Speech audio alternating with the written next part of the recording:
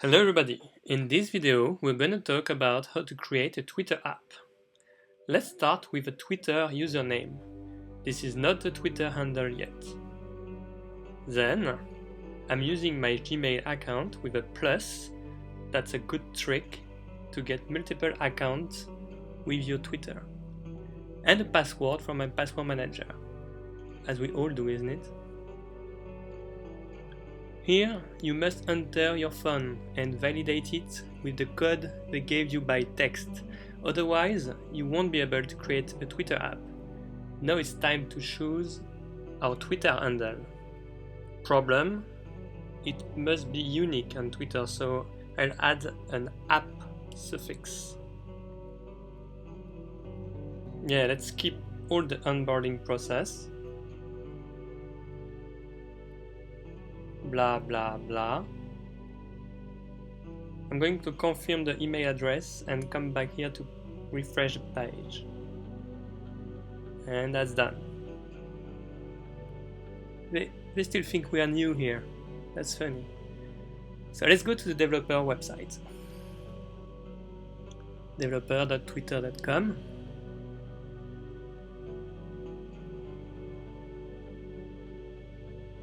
And go to my apps.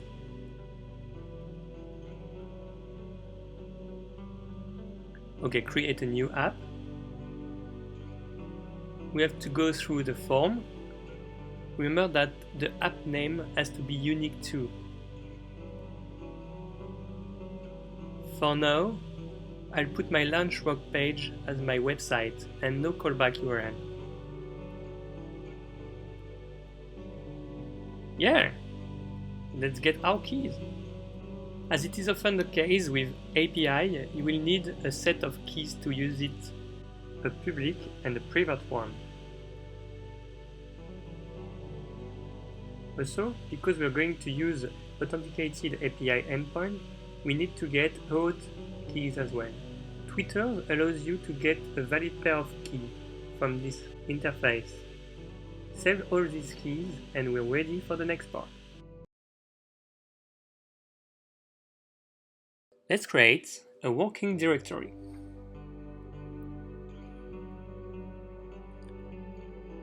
Then, because we are going to use PHP and the Silex framework, let's git clone my Silex starter repository.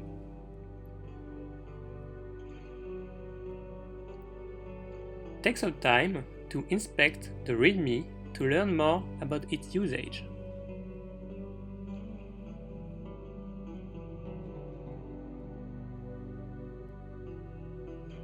Here,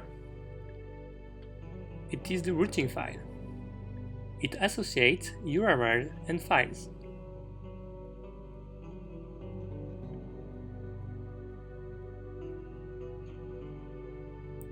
In controllers, we're going to have the home file. This file is called on the root of our website.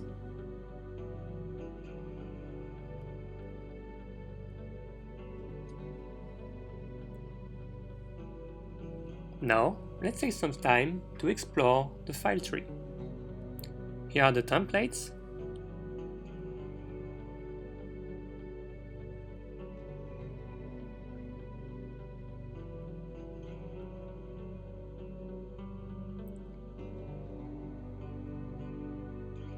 And this is the index file.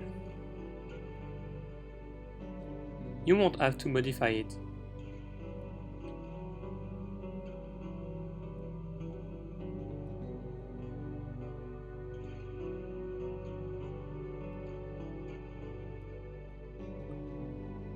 PHP has a built-in web server. Let's start it and check our browser.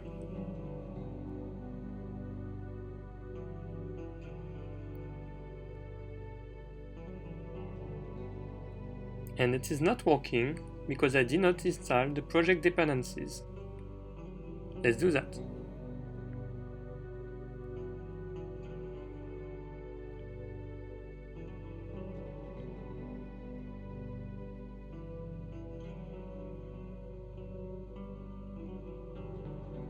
Let's start the server again.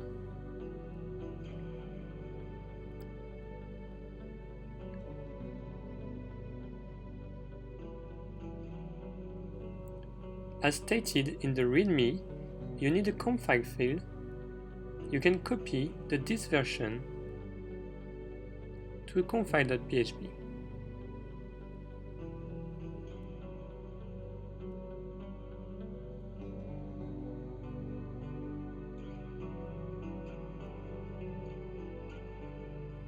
Here it is, our first page.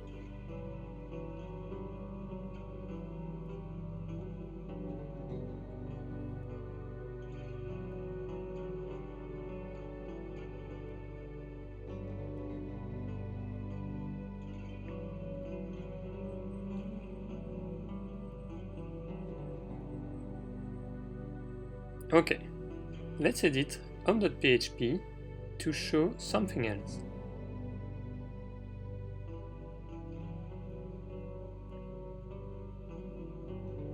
Okay, it's working.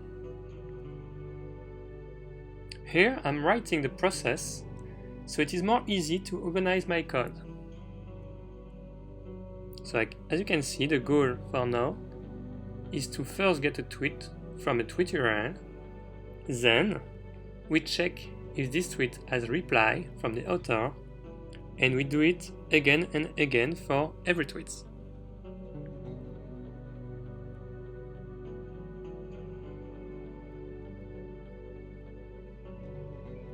Now I'm going to add an entry in my config object with the keys from Twitter. So later I will be able to easily replace these keys if needed.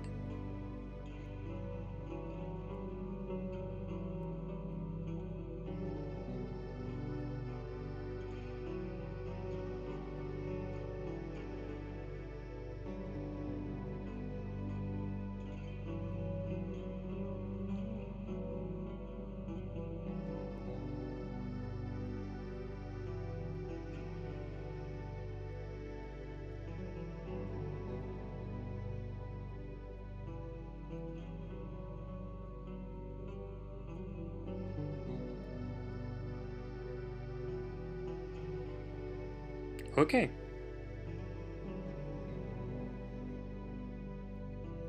Now I want to show that on my web page. So I get it and display it from the config object.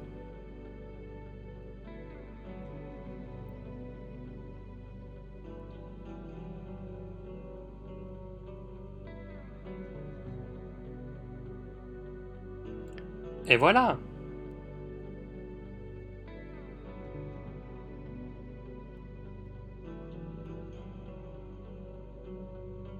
Our next session will be about Twitter API.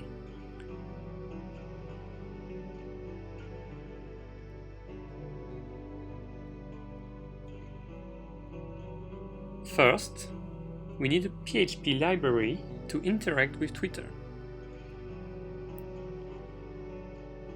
Twitter has multiple PHP libraries, and we have to make a choice.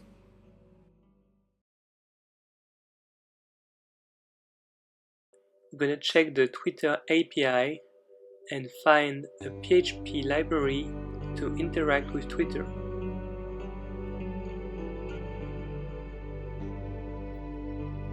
I chose this one. I took some time to test it. It's quite nice and easy.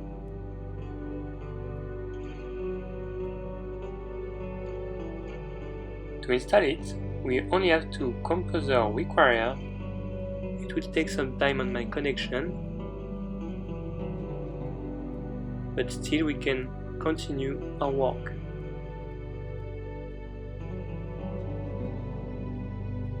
Here I only copy the example and get our keys.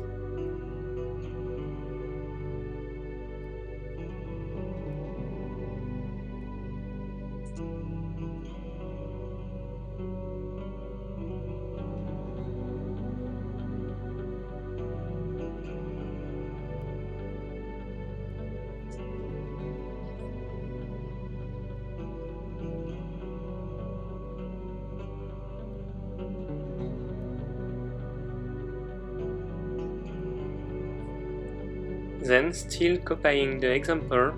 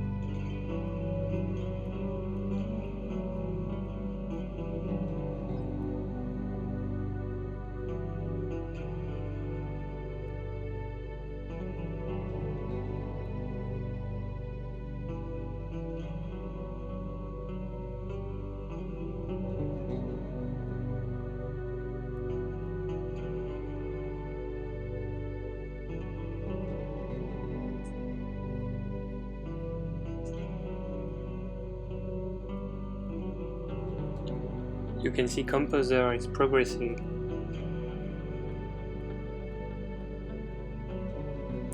I have now two examples. The first one is to post things to Twitter, and the second one is to get things from Twitter.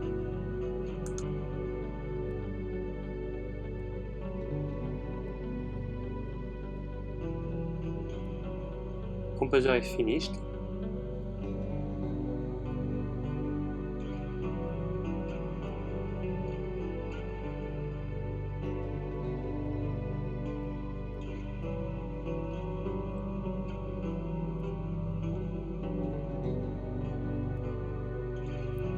So we tested the post part of the API, and now we can see that it's working.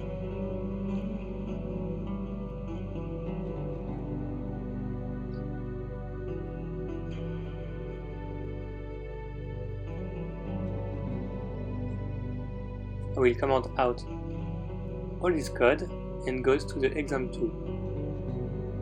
The second example is working as well.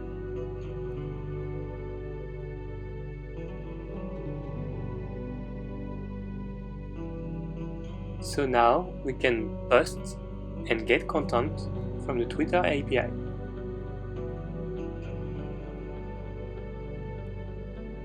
We're going to use that endpoint to get the information we need from Twitter.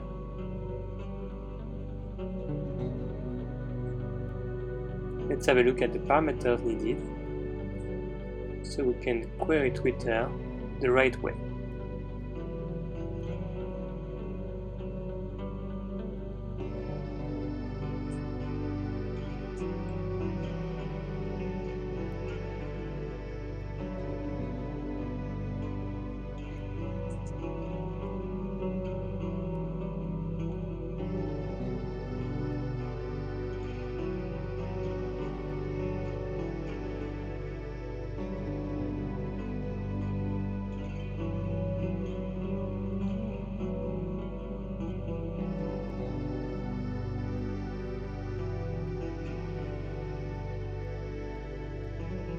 And then we need the tweet ID.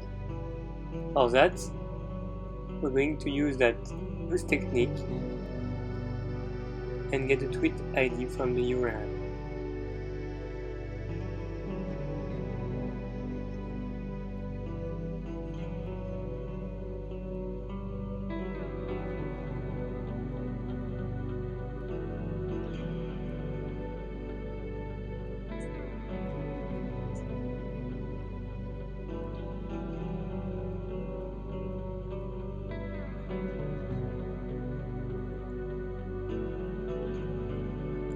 So now everything is in place and the query is working. As you can see, I'm retrieving the right tweet.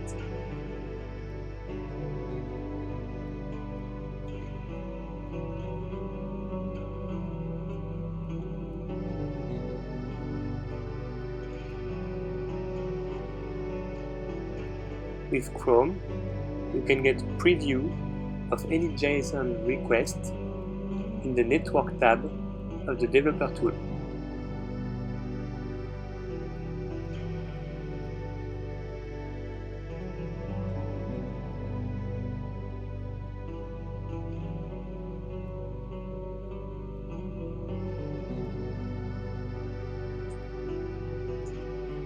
I like to take some time to learn about the tweet structure.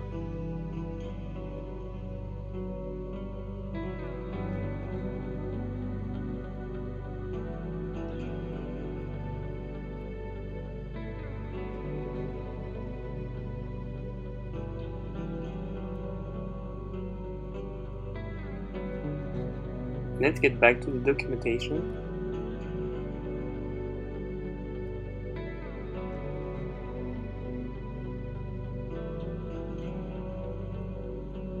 We are looking for the reply information.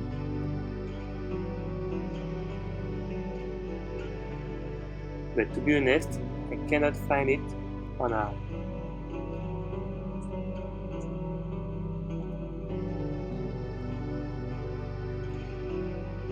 I don't know where they put the replies.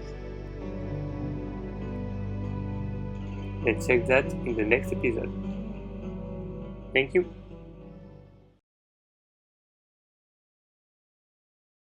We are going to use Twitter Search to find replies on our thread.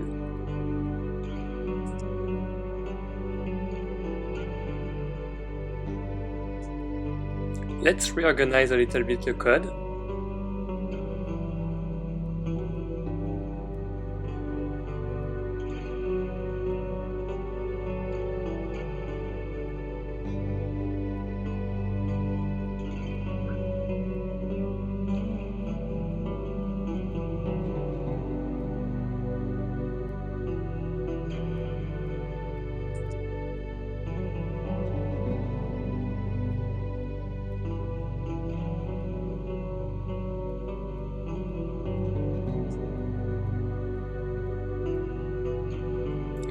We can see that in the Twitter documentation there is no reply endpoint.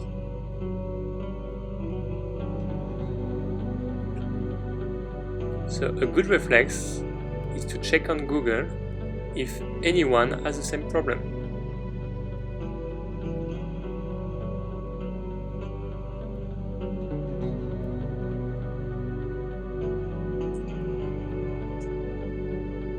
And for sure, there are many answers on Stack Overflow.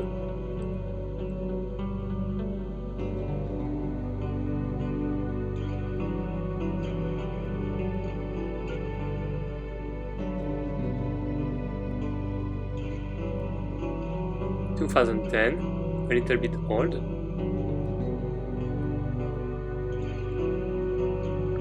But it seems that it's still the case.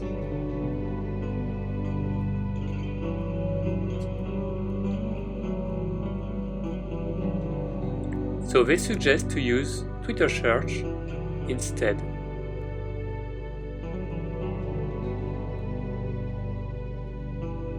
Let's do that.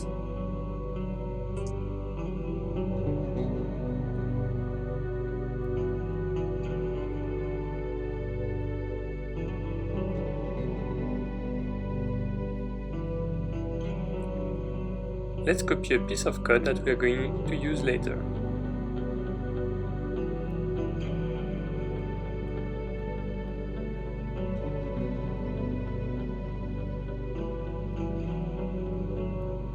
Get back to the Twitter documentation in the search endpoint.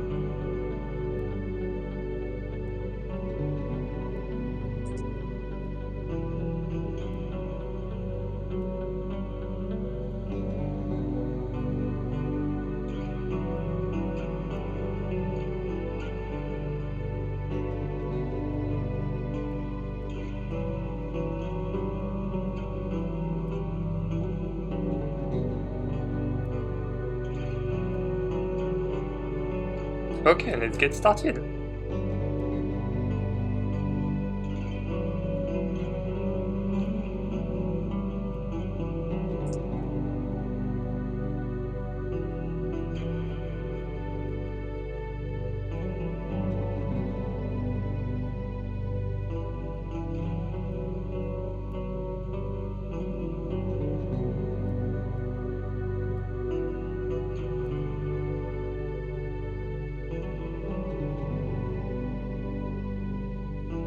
We just want to have a quick example of something working.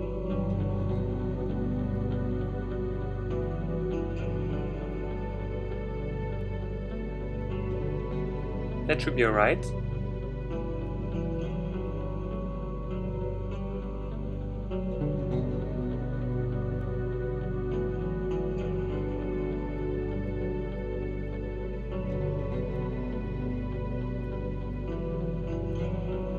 And this is the first result of our search.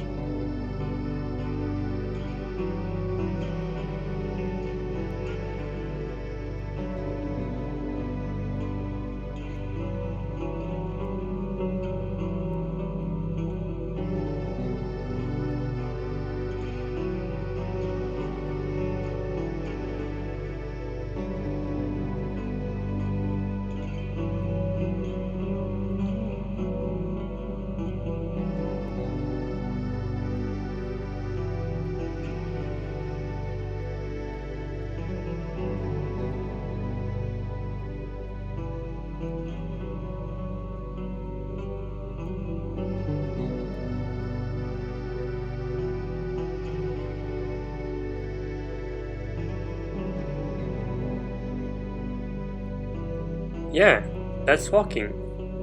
With that query, we get all the mention talking about that user ID.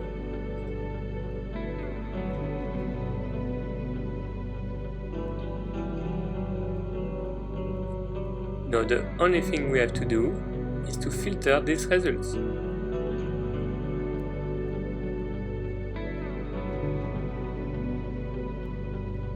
For that,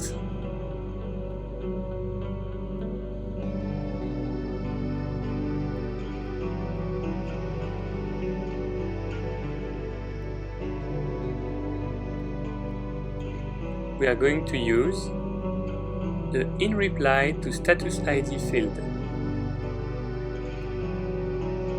So we have the first ID, the tweet ID, and we want all the replies to that tweet ID.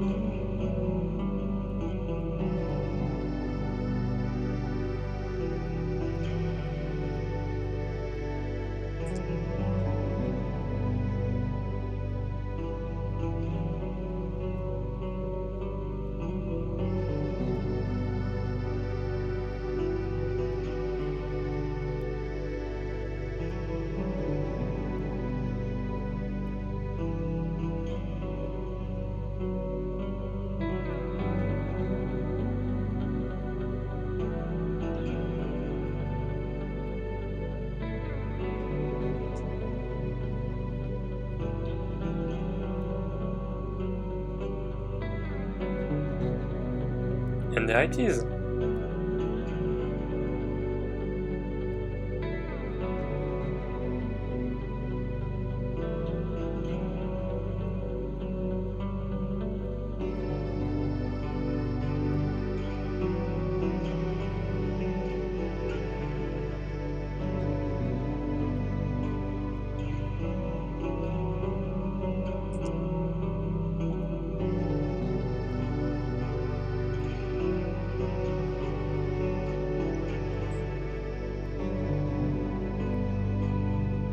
Of course, in this result, some are comments. We only want the replies that are made by ourselves, by the author of the tweet.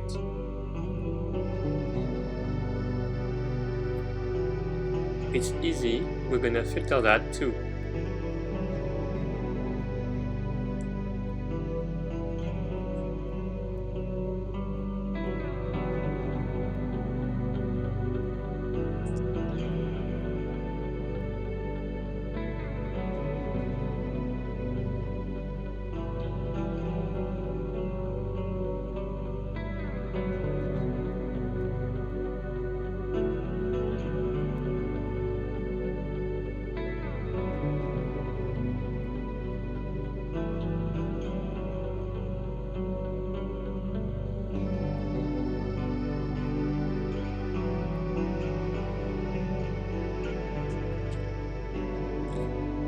With this code, we should get two arrays, one with the tweets and the other one with the comments.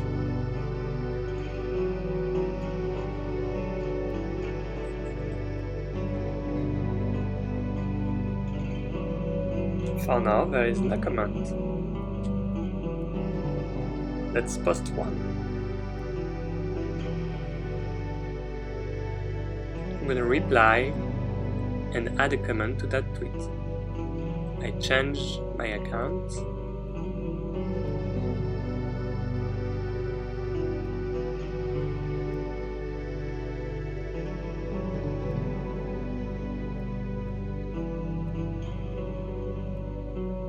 Refresh.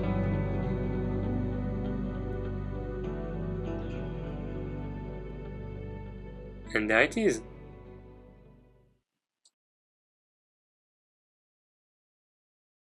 We're going to loop over each tweet and then do a lot of test and debug.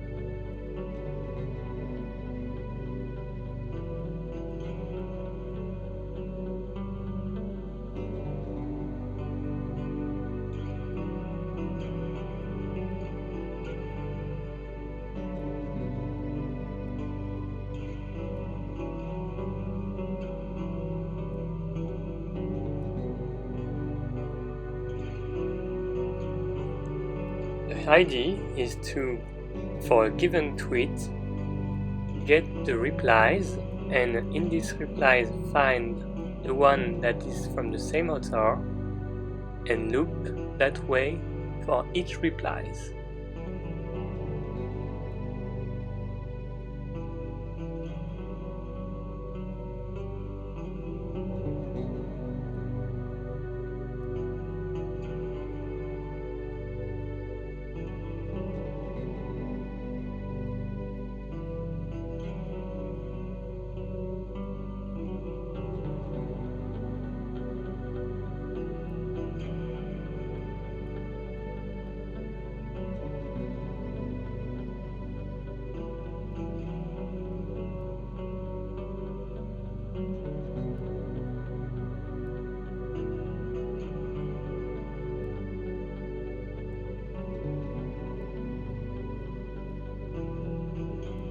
So let's test it.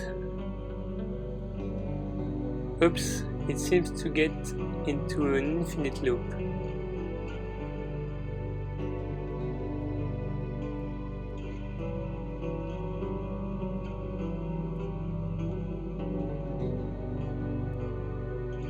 So let's debug that code.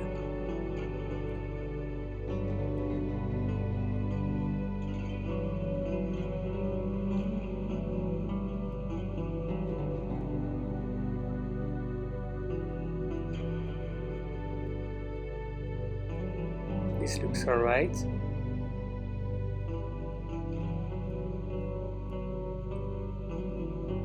Just in case. Try again. Still not working.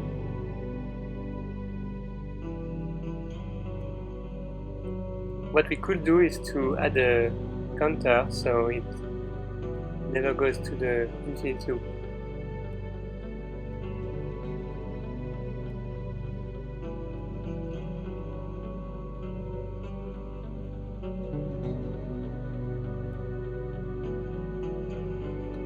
So get us back to the test.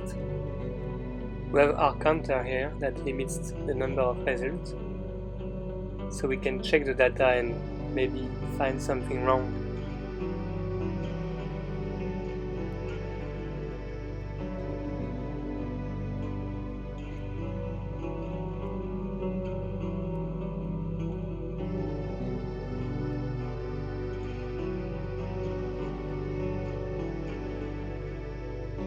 Okay, everything looks alright.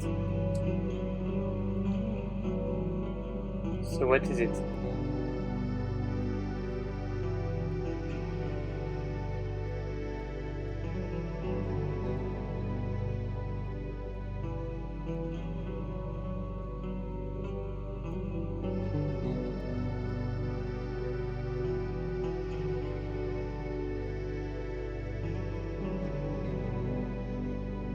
Sometimes, if I don't find any explanation, I'll try to refactor a little bit my code and change the variable's name so it gets more meaningful.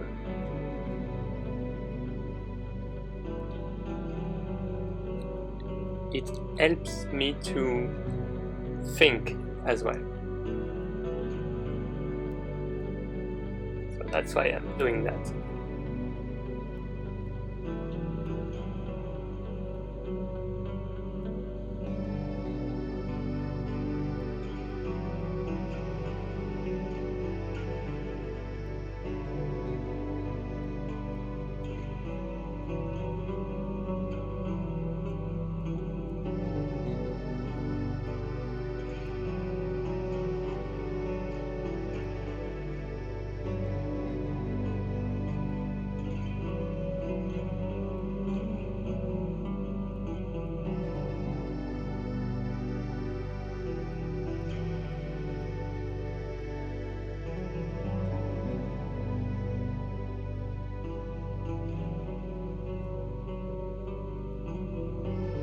Technically, I didn't change anything, but I want to check again the data structure.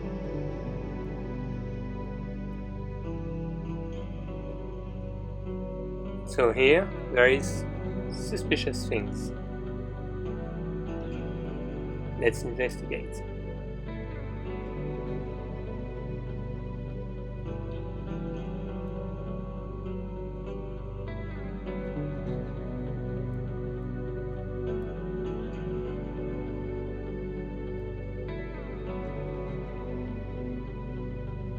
Now that everything is clean, I think we can test again, and that should be right now.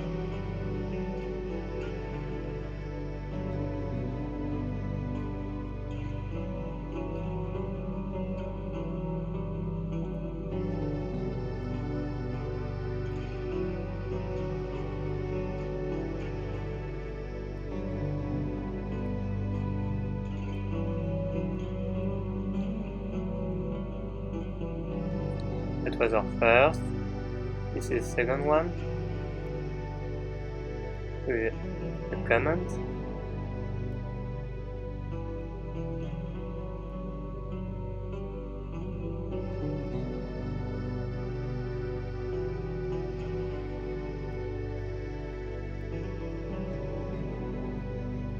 Looks like it's working.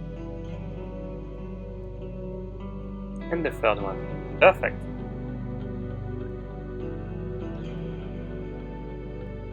Change the limit to 10. Test again, but it should be right now.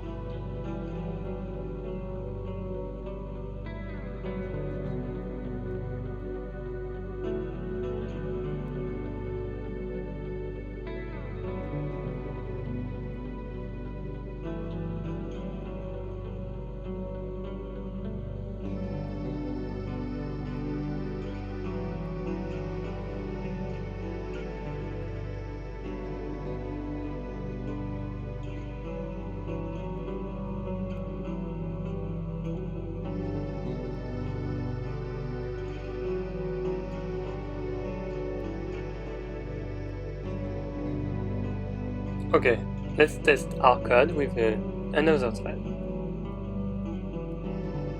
Copy the URL, replace it,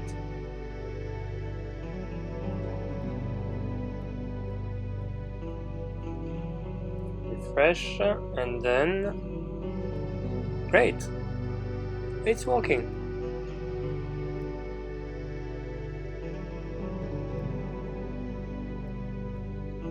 It takes some time to verify everything.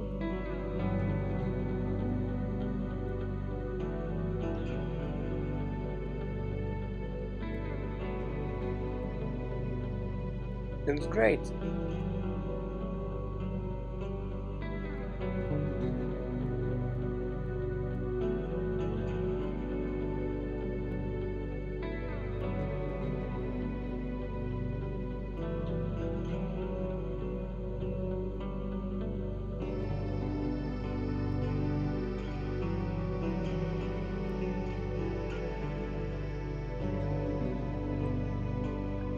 Let's add a comment to test our code.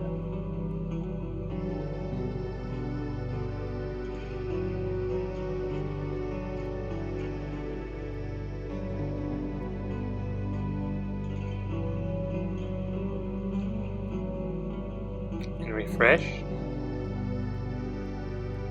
And check if that new comment appears.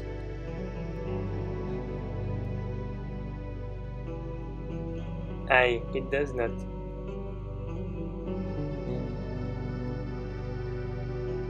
Refresh again.